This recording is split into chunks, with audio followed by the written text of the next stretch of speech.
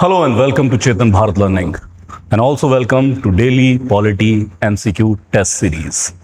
In today's session, we are going to discuss questions with respect to the President and Vice President. Basically, Union Executive एक part है जिससे ढेरों question prelims के अंदर आते हैं. So, दो वीडियो लेक्चर के अंदर कवर करेंगे, एक जिसके अंदर प्रेसिडेंट, वाइस प्रेसिडेंट और उसके बाद attorney general, council of minister, even CAG which is not technically a part of the union executive, but उसके भी क्वेश्चन हम नेक्स्ट वीडियो के अंदर करेंगे. सो आज शुरुआत करते हैं with the president. The electoral college for the election of the president shall consist of, plain and simple question, बहुत सारे एग्जामिनेशन में मल्टीपल बार ऑलरेडी पूछा जा चुका है. So here we go. Electoral college का मेंबर कौन कौन है? The elected members of both house of Parliament, point 1. Nominated members of Lok Sabha, elected members of legislative assemblies, members of legislative council of the states, the elected members of legislative assemblies in the UT of Delhi and Puducherry. और फिर 1, 2, 3, 1, 3, 5 के code में answer करना है. Plane and simple याद रखना. जो electoral college है प्रेसिडेंट का, that comprise of elected member of parliament means Lok Sabha Rajya Sabha, elected MLAs in the state and elected MLAs in Delhi and Puducherry. तो हैक पहला यह है कि सब MPs या MLAs वोट नहीं कर रहे हैं, only elected MPs and elected MLAs will vote. इसका मतलब नॉमिनेटेड मेंबर्स, जैसे राज्यसभा में 12 मेंबर नॉमिनेट होते हैं, दे विल नॉट वोट. इसके अलावा क्योंकि भारत के 6 स्टेट्स के अंदर लेजिस्लेटिव काउंसिल्स भी हैं apart from legislative assembly, so legislative council has no role to play in the electoral college. एक और चीज समझेंगे कि कई जगह शायद ये कंफ्यूजन क्रिएट कर रहे हो, इंटरनेट पे आप देख रहे हो, मैंने भी देखा एक दो जगह, कि इलेक्टोरल कॉलेज में अब हम कह दे रहे हैं कि जम्मू एंड कश्मीर पे आएगा, because Jammu and Kashmir is now UT with legislature. तो मिस्टेक ना करें, क्योंकि जो वर्डिंग है कॉन्स्टिट्यूशन की, that says that elected MLAs of Delhi and Puducherry particularly लिखा हुआ है, या तो यहां लिखा होता है elected MLAs of UTs with legislature, तब हम काउंट करते हैं. और अमेंडमेंट के जरिए JNK को इलेक्टोरल कॉलेज में शामिल नहीं किया गया. तो इसका मतलब आज भी elected MLAs of Delhi and Puducherry हमारा आंसर होगा. JNK इसके अंदर नहीं होगा, या ऑल द यूटीज नहीं होगा. By the way, Delhi and Puducherry को भी 70th कॉन्स्टिट्यूशनल अमेंडमेंट के थ्रू इलेक्टोरल कॉलेज का पार्ट बनाया गया था. उससे पहले इलेक्टोरल कॉलेज का पार्ट नहीं था. So we come here that elected members of both houses, correct. Nominated member of Lok Sabha, not there. Elected members of legislative assembly of state, correct. Legislative council का पार्टिसिपेशन नहीं है. And elected members of legislative assembly of UT of Delhi and Puducherry. Hence our answer will be 1, 3 and 5. Moving to consider following statement. The office of Vice President in India is modeled on the line of USA. Correct statement है sir. Complete replica नहीं है. Election भी अलग तरीके से होता है. जैसे यूएस के अंदर तो प्रेसिडेंट के इलेक्शन के वक्त ही साथ ही रनिंग मेट चुन लिया जाता है और वाइस प्रेसिडेंट का इलेक्शन भी इकट्ठा हो जाएगा. यहां पर डिफरेंट इलेक्शन है, बट हाँ, मॉडल हमने वही लिया है कि यार वाइस प्रेसिडेंट की एक पोस्ट होनी चाहिए. Then Vice President act as President only for maximum period of 6 months when a vacancy occurs in office of President. What is your guess? अब ये तो हमें पता है कि कभी भी अगर President के ऑफिस में वैकेंसी क्रिएट होगी, Vice President will become acting President. तो क्या एक्टिंग प्रेसिडेंट रहते हुए वो सिर्फ मैक्सिमम 6 महीने के लिए रह सकते हैं? क्योंकि एक जनरल रूल भी है, अगर कभी कोई इलेक्टेड बॉडी वेकेट हो जाए, अबॉलिश हो जाए, मतलब डिसॉल्व हो जाए, नॉट अबॉलिश, तो 6 महीने के अंदर अंदर इलेक्शन कराना होता है. तो क्या ये स्टेटमेंट करेक्ट है that only for maximum 6 month period? An answer is no. This statement is wrong. Because, and very carefully, under article 65 जहां पर कॉन्स्टिट्यूशनल प्रोविजन है बाकायदा कि एक्टिंग प्रेसिडेंट के तौर पे जब वाइस प्रेसिडेंट प्रेसिडेंट ऑफिस में होंगे तो फिर वो किस तरीके से ऑपरेट करेंगे, उनका टेन्योर क्या होगा. तो यहां पर लिखा हुआ है अंटिल द सक्सेसर और newly elected president assumes the office. तो असल में आपका जवाब होगा कि जब तक नया प्रेसिडेंट इलेक्ट होकर नहीं आ जाता है, तब तक vice president will be acting president. So 6 month वाला क्लॉज यहां पर इन्वोक नहीं करेंगे. So our answer here is A1 only is correct. Coming to, with reference to ordinance making power of president, consider the following statement: that the president can promulgate an ordinance when only when both the houses of parliament are not in session. Point 1. So under article 123 there is ordinance promulgation power of the president. और contingency को address करने के लिए power दी गई है president साहब को. अगर कभी या बोथ हाउसेस या either house is not in session, then president ordinance promulgate कर सकते हैं. तो यहां पर क्योंकि लिखा हुआ है that can promulgate ordinance only when both houses are not in session, this statement is incorrect.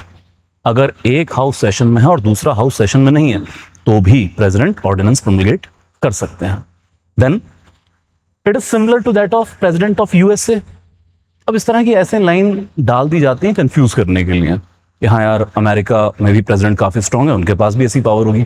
लेकिन याद रखें सिमिलैरिटी नहीं है between Indian presidents ordinance promulgation and American presidents. तो पहली बात तो वो है ही presidential system strict separation of power के ऊपर है. तो जैसे कुछ डिसिमिलैरिटी, हमारे यहाँ पर कॉन्स्टिट्यूशन एक्सप्लिसिटली मेंशन कर रहा है ऑर्डिनेंस प्रोमulgation की पावर. वहां पे कॉन्स्टिट्यूशन में ऐसा कुछ एक्सप्लिसिट मेंशन नहीं है, बल्कि वहां पे ऑर्डिनेंस नाम भी नहीं लिया जाता है. अगर इस तरह का similar instrument American president use करते हैं तो वो होता है एग्जीक्यूटिव ऑर्डर. और जैसे हमारे यहाँ ऑर्डिनेंस प्रोमulgate होने के बाद जैसे ही हाउसेस बोथ हाउसेस रीअसेंबल होंगे 6 weeks के अंदर अंदर ऑर्डिनेंस को हाउसेस से पास कराना पड़ेगा, अदरवाइज लैप्स कर जाएगा. तो फिर वहां पर इस तरह का कोई सिचुएशन नहीं रखा गया. तो यूएस के प्रेसिडेंट से सिमिलैरिटी नहीं है. Then ordinance promulgated shall be laid before both houses of parliament, otherwise cease to operate after the expiration of 6 weeks from the reassembly of the house of parliament. So क्या 6 week है या 6 month का clause है? तो याद रखना है, थोड़ी देर पहले भी मैं बोल रहा था 6 weeks. तो मान लीजिए हाउस सेशन में नहीं है, ऑर्डिनेंस प्रोमulgate हो गया, तो जब तक हाउसेस वापस से रीअसेंबल नहीं होते हैं ऑर्डिनेंस इंप्लीमेंट रहेगा. ये वर्केबल लॉ होता है. और जैसे ही दोनों हाउसेस रीअसेंबल करेंगे from that very date 6 weeks के अंदर अंदर हाउसेस से दोनों हाउसेस से इसको अप्रूव कराना पड़ेगा. अप्रूव कराएंगे तो ये एक्ट बन जाएगा. रिजेक्ट हो गया तो खत्म हो जाएगा.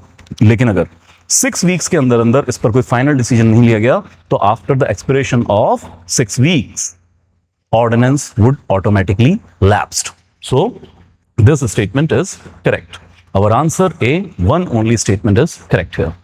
Then with reference to the powers of the president mentioned in Indian Constitution, consider the following statement. So दो चीजें याद रखें. कई बार क्वेश्चन इस तरह से फॉर्म करते हैं कि एज पर द कॉन्स्टिट्यूशन क्या प्रोविजन है, या जनरली. जैसे हो सकता है कोई पावर किसी अथॉरिटी को कॉन्स्टिट्यूशनल सोर्स से मिल रही हो लेकिन कोई पावर प्रैक्टिस से मिल रही हो. तो उस डिफरेंस को ध्यान रखें. यहां पर कॉन्स्टिट्यूशन के अकॉर्डिंग पूछा, क्या कहते हैं? It includes the power to dissolve the Parliament. What is your opinion? क्या पार्लियामेंट को डिसॉल्व किया जा सकता है? देखिए ऐसी स्टेटमेंट से खास तौर पे थोड़ा सावधान रखिएगा. तो पॉलिटी के अंदर एक नुआंस ये होता है कि उनको बस एक वर्ड चेंज करना है जो सिमिलर काइंड ऑफ है और सारा का सारा मीनिंग चेंज हो जाएगा. तो याद रखें लोकसभा को डिसॉल्व कर सकते हैं, करते ही हैं 5 साल बाद. या नो कॉन्फिडेंस मोशन पास हो जाए, नई गवर्नमेंट ना फॉर्म हो तो प्रेसिडेंट लोकसभा को डिसॉल्व कर देंगे. लेकिन Rajya Sabha is permanent house. Rajya Sabha is never subjected to get dissolved. तो इसलिए पहली statement incorrect.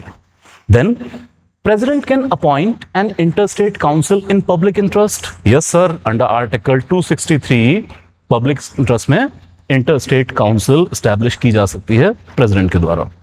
Then President's prior recommendation is necessary for the introduction of money bill.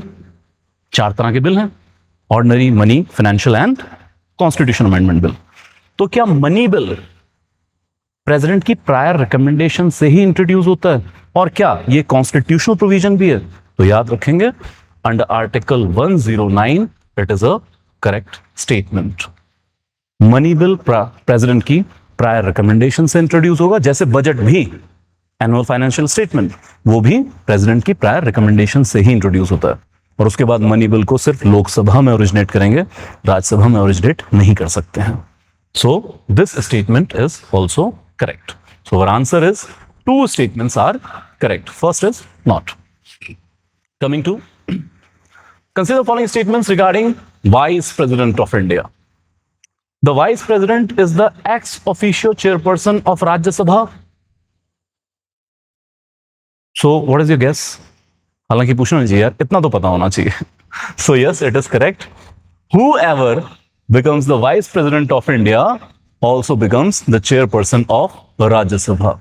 मजे की बात यह है कि राज्यसभा के चेयरपर्सन राज्यसभा के मेंबर है ही नहीं, तो जो भी वाइस प्रेसिडेंट बनेगा automatically assume the charge of the presiding officer of Rajya Sabha, the chairperson of Rajya Sabha. Then he presides over joint sitting of the houses of the parliament in the absence of speaker of Lok Sabha. यार lucrative सी statement तो लग रही है कि मान लीजिए दोनों houses की जॉइंट सिटिंग है, जैसे अंडर आर्टिकल 108 किसी बिल के पैसेज के ऊपर अगर डेडलॉक हो गया है तो उसको ओपन करने के लिए प्रेसिडेंट में कॉल अ जॉइंट सिटिंग. लेकिन अगर स्पीकर की गैर मौजूदगी है, स्पीकर किसी भी वजह से एब्सेंट है, तो क्या chairman of Rajya Sabha joint sitting को प्रिसाइड ओवर करेंगे? An answer is no. तो याद रखना है, या तो स्पीकर प्रिसाइड ओवर कर लें, अगर स्पीकर नहीं है तो deputy speaker of Lok Sabha preside over करेंगे, और अगर डेप्टी स्पीकर ऑफ लोकसभा भी नहीं है तो deputy chairman of Rajya Sabha preside over करेंगे जॉइंट सिटिंग को. चेयरमैन ऑफ राज्यसभा को कभी ये मौका नहीं मिलेगा कि वो जॉइंट सिटिंग को प्रिसाइड ओवर कर सके. Then vice president becomes the president in case of sudden vacancy in the president office. भाई ये स्टेटमेंट बताइए करेक्ट है इनकरेक्ट? इन सवालों में मजा आता है मुझे, छोटे छोटे नुआंसेस. ओके, यहां पे स्टेटमेंट रीड कर रही है, the vice president becomes the president in case of sudden vacancy. But ऐसा नहीं है, vice president becomes the acting president only up till the period the newly elected president doesn't take the charge. तो क्या फर्क है? जैसे US के अंदर होता है, यूएस में अगर प्रेसिडेंट ऑफिस में सडन वैकेंसी क्रिएट हो जाए तो vice president becomes the president for the reminder of the tenure. तो मान लीजिए 4 साल का टेन्योर है यूएस के अंदर, अगर 2 साल बाद किसी भी वजह से इंपीच हो गए, प्रेसिडेंट रिजाइन कर दिया या फिर डेथ का केस हो गया, तो वाइस प्रेसिडेंट को प्रेसिडेंट का चार्ज दे देंगे और वो रिमाइंडर पीरियड 2 साल तक प्रेसिडेंट रहेंगे. परमानेंसी के ऊपर बेस्ड है प्रेसिडेंशियल सिस्टम, बार बार इलेक्शन नहीं चाहिए उन्हें. लेकिन इंडिया में vice president becomes the acting president. So this statement is also incorrect. So how many statements? Only one statement is correct. Coming to which of the following qualifications regarding the office of Vice President of India is not mentioned in the Constitution? Again, as per the Constitution आपको बात करनी है, not in general sense. तो कौन सा ground नहीं है vice president के लिए इलेक्ट होने के लिए? So he must not have been convicted for any offense resulting in imprisonment for 2 or more years. Point 1. Then he should have completed 35 years of age. I believe you know this thing. 35 साल की उम्र चाहिए है president या vice president the election लड़ने. Then he should be qualified for election as a member of Rajya Sabha. Yes, it is there. याद रखिएगा. For president, one of the qualification that he should be qualified to become a member of Lok Sabha. But for vice president, it is mentioned that he must be qualified to become a member of Rajya Sabha. क्योंकि ultimately आप vice president को ex officio chairperson बना रहे हैं राज्यसभा का. तो कल को अगर कोई राज्यसभा में स्पेशल क्वालिफिकेशन आ गई, चेयरपर्सन भी उस क्वालिफिकेशन को पोजेस करता हुआ होना चाहिए. Then he should not hold any office of profit. Yes sir. Office of profit भी डिस्क्वालिफिकेशन ग्राउंड के अंदर है. अगर कोई सरकारी नौकरी पे बंदा है, और इसको तो वैसे भी आप थंब रूल बना लीजिए, पंचायत टू प्रेसिडेंट, कहीं पर भी इलेक्शन लड़ने के लिए अगर कोई सरकारी नौकरी पर है उसको रिजाइन करके ही इलेक्शन लड़ना होता है.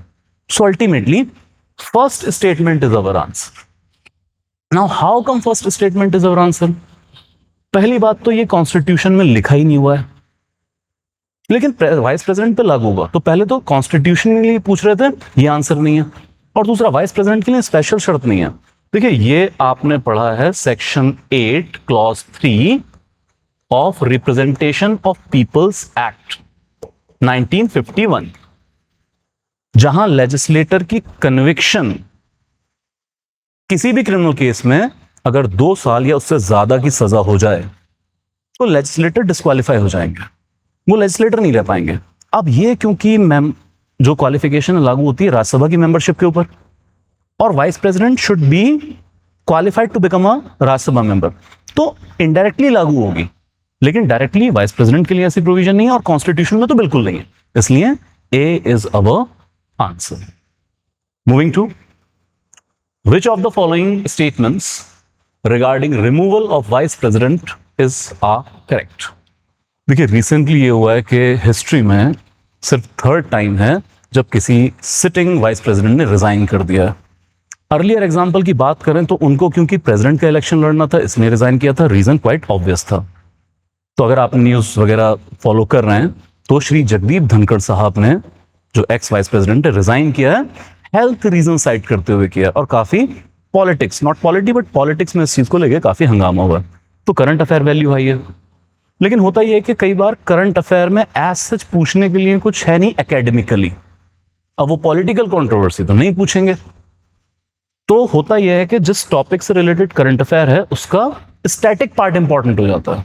तो हाई प्रोबेबिलिटी है कि वाइस प्रेसिडेंट और वाइस प्रेसिडेंट में भी इनके रेजिग्नेशन या इनके रिमूवल प्रोसेस को लेके क्वेश्चन आए।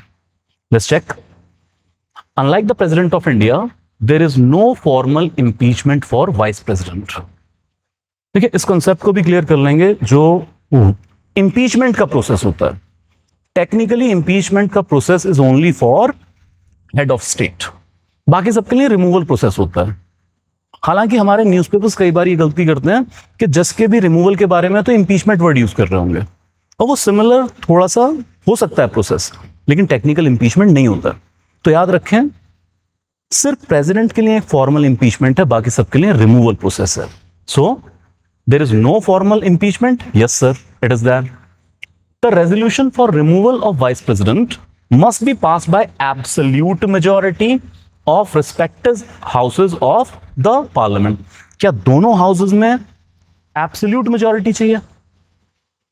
Answer is not. याद रखें 67 आर्टिकल क्लॉज बी, जहां पर वाइस प्रेसिडेंट के रिमूवल की प्रोसेस को न्यूमरेट किया गया। तो यहां पर बड़ा यूनिक सा प्रोसेस है। एक पहली बात, कोई ग्राउंड नहीं मेंशन्ड है कि किस ग्राउंड पे आप वाइस प्रेसिडेंट को रिमूव करेंगे। अनलाइक द प्रेसिडेंट, प्रेसिडेंट के लिए violation of constitution is ground for his impeachment. यहां कोई ग्राउंड मेंशन नहीं है। इसके बाद क्वाजी जुडिशियल प्रोसेस है from the house of parliament. Vice president का रिमूवल प्रोसेस ओरिजिनेट होगा सिर्फ और सिर्फ राज्यसभा से। राज्यसभा में जब ये रेजोल्यूशन एडमिट किया जाएगा तो फिर एक 14 डे नोटिस सर्व किया जाता है वाइस प्रेसिडेंट पर, ताकि वाइस प्रेसिडेंट अपना डिफेंस प्रिपेयर कर ले। उसके बाद राज्यसभा को ये रेजोल्यूशन पास करना है इफेक्टिव मेजॉरिटी से, not the special one. Effective majority, the majority of all then members. जब इफेक्टिव मेजॉरिटी से राज्यसभा रेजोल्यूशन पास कर देगी तो it will be transmitted to the Lok Sabha.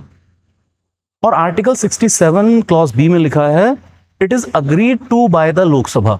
अब यहां पर मेजॉरिटी की टाइप मेंशन नहीं की है, और हम थंब रूल लेके चलते हैं, जहां भी constitution is silent about the type of majority then it is taken as simple majority.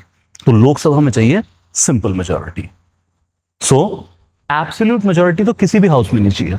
Rajya Sabha में इफेक्टिव और लोकसभा में सिंपल मेजॉरिटी चाहिए।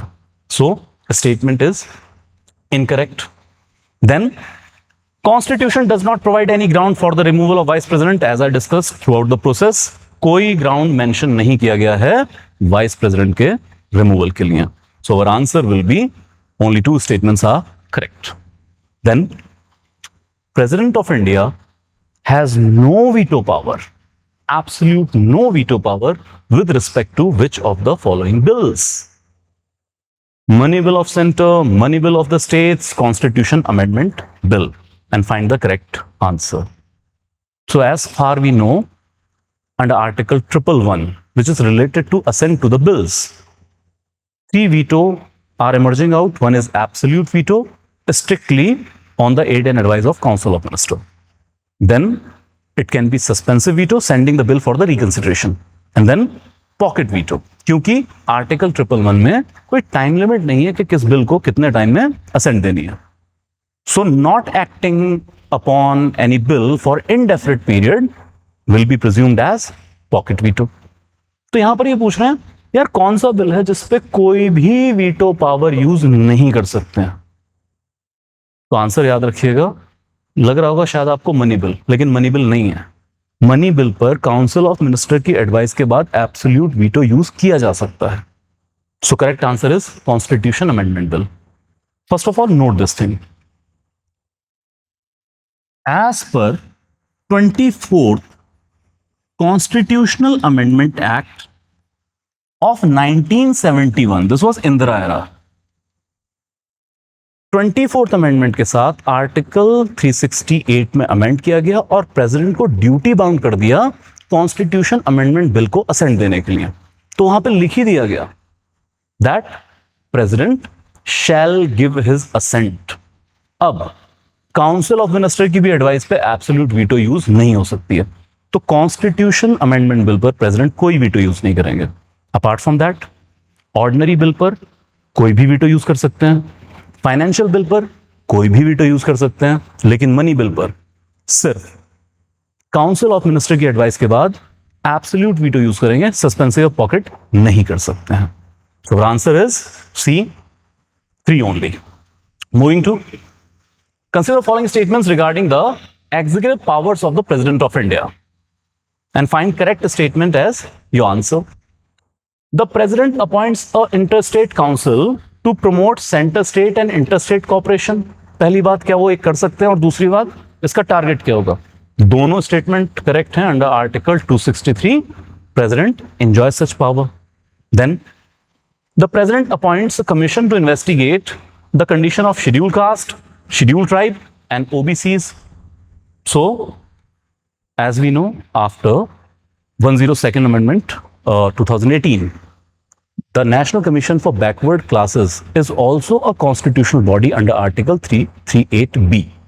और इसके अलावा 338 में national commission for schedule cast, 338A के अंदर national commission for schedule tribe है. और प्रेसिडेंट के पास पावर है कि वो इनको वक्त वक्त पर फॉर्म करते रहेंगे, अपॉइंट करते रहेंगे. Then the president makes rules for the transaction of the business of government of India and for the allocation of such business among the ministers. Governor और प्रेसिडेंट दोनों के लिए बात सही है. तो in respect to state government, governor के पास ये पावर है कि जो भी सरकार का बिजनेस चल रहा है, जो भी उनके काम चल रहे हैं, उनको स्मूथली ट्रांजैक्ट करने के लिए वो रूल बना सकते हैं. तो ऐसे ही प्रेसिडेंट साहब भी गवर्नमेंट के बिजनेस को स्मूथली ट्रांजैक्ट करने के लिए रूल बना सकते हैं, but strictly on the advice of council of minister. Discretionary power नहीं है. So here our answer is that all 3 statements are correct. Now come to the last question. Consider the following statements regarding the role of president in parliamentary proceedings. अलग-अलग head में पढ़ते हैं ना power.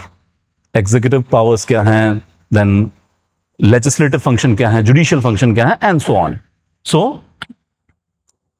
The president addresses the parliament at the commencement of first session after each general election and first session of each year. याद रखेंगे कि कम से कम 2 मौकों पे तो प्रेसिडेंट हाउसेस ऑफ पार्लियामेंट को एड्रेस करते ही हैं. एक हर साल जब पहला सेशन शुरू होता है, मतलब बजट सेशन, तो वहां पर प्रेसिडेंशियल एड्रेस होगा. और इसके बाद कभी भी अगर न्यूली इलेक्टेड लोकसभा की पहली मीटिंग है तो भी प्रेसिडेंट साहब उसको एड्रेस करेंगे. Then president can nominate 12 members to the Lok Sabha from fields such as literature, science, art and social service. Correct है स्टेटमेंट. देखिए वही छोटे छोटे वर्ड्स की मिस्टेक से बचना है.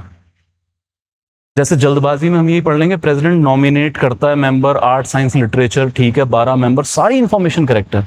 बस क्या चेंज किया है, बस चेंज किया है राज्यसभा की जगह लोकसभा लिख दिया, सारा स्टेटमेंट गलत हो गया। सो 12 मेंबर जो आर्ट साइंस लिटरेचर के नॉमिनेट किए जाते हैं, ये राज्यसभा के अंदर किए जाते हैं, लोकसभा में नहीं किए जाते हैं। बल्कि लोकसभा में जो पहले प्रोविजन था कि 2 member from Anglo Indian community nominate होंगे, 104 अमेंडमेंट 2020 के थ्रू वो प्रोविजन भी अब खत्म कर दिया गया है। So statement is incorrect. Then the president lays report of constitutional bodies like CAG, UPSC before the parliament. So yes, it is correct. Radha, इससे पहले हमने पढ़ा national commission for schedule caste, schedule tribe, backward classes, ये सब भी directly अपनी report करते हैं प्रेसिडेंट साहब को। जैसे कैग रिपोर्ट करेंगे सीधा प्रेसिडेंट को, and under the authority of president these reports are caused to be laid down in the houses of parliament. So this statement is correct. So our answer that how many statements are correct, that 1 and 3 is correct statement. That will be all for today. Thank you so much.